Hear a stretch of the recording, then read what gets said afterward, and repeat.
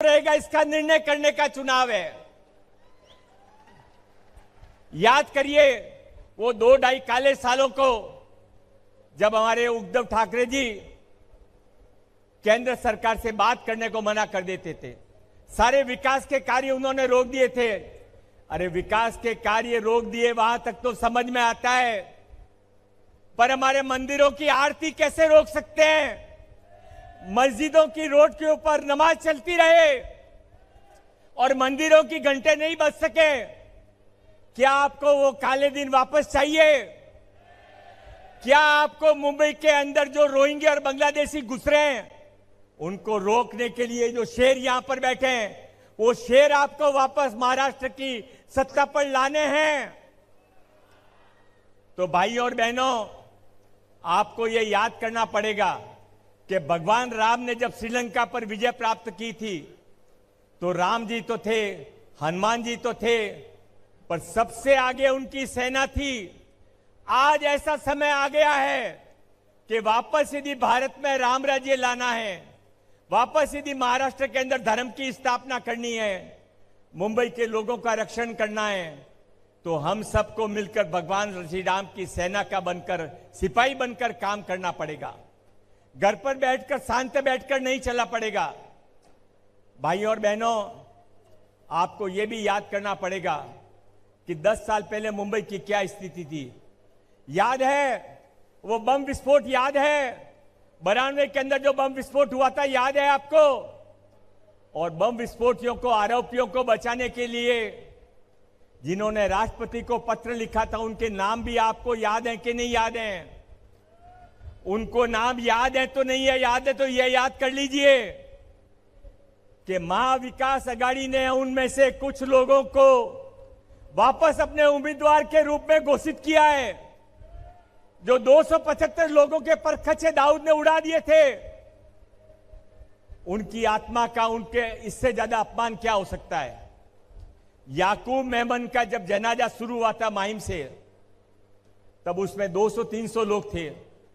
यहां से फोन गए, दुबई में फोन गए, भाई यहां तो जनाजे में भी कोई नहीं आया है।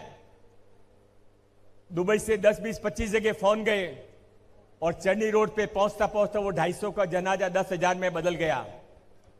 मैं आपको ये याद दिलाना चाहता हूं, बताना चाहता हूं, आपको जगाना चाहता हूं, आपको सजग करना चाहता हूं कि दाऊद इब्राहिम को भले ही हमने दुबई में भगा दिया है, पर उसके स्लीपर सेल अभी भी मुंबई के अंदर हैं। और वो स्लीपर सेल ने वोट जिहाद करवाया था। वो स्लीपर सेल को वापस रोकने का काम आपके और हमको मिलकर करना है। नहीं तो यहां पर आने वाले समय के अंदर हम आज जो मुंबई के अंदर हमारे क्षण साजरा करते हैं, मुंबई के अंदर गोविंदा होता है, मुंबई में गणपति होता है, मुंबई में नवरात्रि होता है, मुंबई के अंदर हमारे जुलूस निकलते हैं, हमारे भाई बहन आरती के लिए जाते हैं। क्या आप ये कल्पना कर सकते हैं आज बंगाल के अंदर क्या हो रहा है? बंगाल के लोगों ने भी 2 साल के पहले चुनाव में एक गलती की थी। उनको लगा था ममता आएगी तो क्या फर्क पड़ता है। 2 साल पहले की हुई एक गलती का कि ममता आएगी तो क्या फर्क पड़ता है। यदि मुंबई के लोगों ने यह गलती की कि महाविकास आएगी तो क्या फर्क पड़ता है, तो जो बंगाल की हालत हो गई वो मुंबई की हालत हो जाएगी। क्या आपको मुंबई को बंगाल बनने देना है? क्या आपको मुंबई को मालवनी बनने देना है? क्या मुंबई को आपको मोहम्मद अली रोड बनने देना है?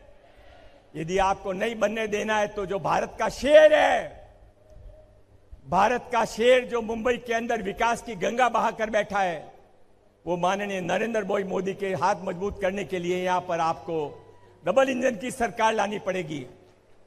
मैं अपनी बात समाप्त करने से पहले एक बात आपको और याद दिलाना चाहता हूं। 10 साल पहले जब नरेंद्र भाई मोदी जी भारत के प्रधानमंत्री बनके आपने भेजा था, आपने चुनकर भेजा था, उस समय भारत का नाम इकोनॉमी के अंदर फ्रेगाइल 5, लास्ट 5 में गिना जाता था। कांग्रेस की 60 सरकार के अंदर हमारा भारत का नाम इकोनॉमी में लास्ट 5 में आया और 10 साल के अंदर लास्ट 5 से फर्स्ट 10 में चला गया। किसने किया ये जादू? और मोदी जी ने ये जादू आपकी ताकत पर किया, आपके मत पे किया, आपके समर्थन पे किया। और मोदी जी का वादा है कि भारत को अगले 5 सालों में फर्स्ट 5 में लेके जाएंगे। और भाइयों और बहनों, ये याद रखिए कि जब देश की आजादी की लड़ाई हुई थी, आप और हम तो नहीं थे, पर हमारे दादा नाना थे। उनसे अपने कहानी सुनी होगी कि जब उन्होंने आजादी की लड़ाई लड़ी थी तो एक अलग भारत का सपना था। वो अलग भारत का सपना 60 साल में कांग्रेस ने चकनाचूर कर दिया।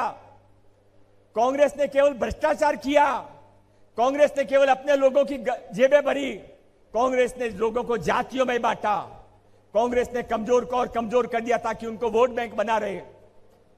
और अब माननीय मोदी जी ने सारी जातियों को एक करके सबका साथ सबका विकास, वो माननीय मोदी जी आपको और हमको मिलने के लिए यहां पर आ रहे हैं। उन मोदी जी का हाथ मजबूत करने के लिए आपको यहां पर महायुति की सरकार लानी पड़ेगी। सब मिलकर प्रयास करेंगे तो भगवान भी आपको आशीर्वाद देने के लिए आ जाएंगे। बहुत बहुत धन्यवाद। जय हिंद, जय महाराष्ट्र।